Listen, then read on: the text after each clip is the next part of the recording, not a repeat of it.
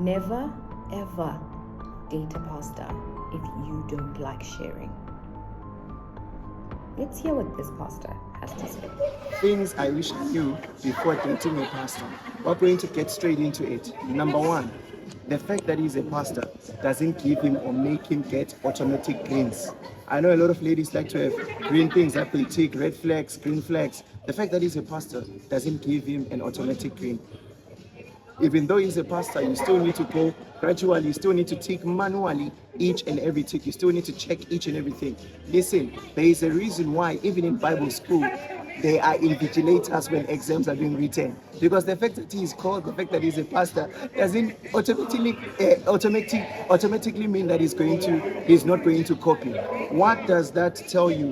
The same principles you use for someone who is not a pastor is the same principles that you should use to check even when it comes to a pastor. The same questions that you ask someone who is not a pastor is the same questions that you need to ask even though the person is a pastor. You still have to follow relationship principles. Don't assume anything, but ask everything. Don't assume anything, but speak out all your expectations. Have questions for the pastor and get answers. The same answer that is a red flag for someone who is not a pastor is the same red flag even though a person is a pastor. So you need to make sure that you get this right. You know that you're struggling with jealousy. You know that you don't understand. Dating a pastor requires a lot of sharing. Dating a pastor requires a big heart. If you're going to date a pastor, then there should be room in your heart for disturbance. There should be a room in your heart for your pastor, for him to be able to speak to other ladies, because ministry requires a lot of that. Everybody gets equal attention, all genders, all races, all ages. So you need to have a heart. Make sure the heart for God is there. 3, you become subject to the public eye and scrutiny. That's number 3. Listen, pastors are public figures. Pastors are followers.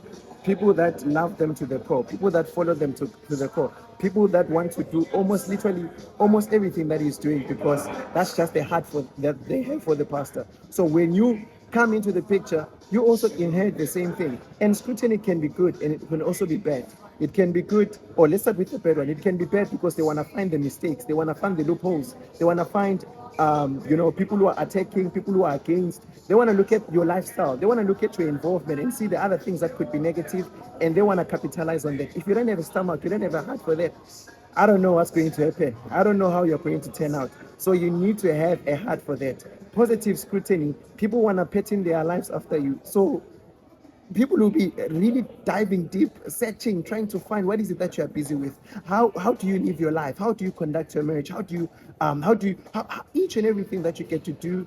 What is your work ethic? How is your prayer life? All of these things they are looking for them, so that they can put in their lives after that. And if you are still growing, you're still becoming, these are the things that they'll be finding, and you might not be comfortable with them finding all those things. So you need to have a stomach, you need to have a good and a big heart for this. Just imagine living in a glass house.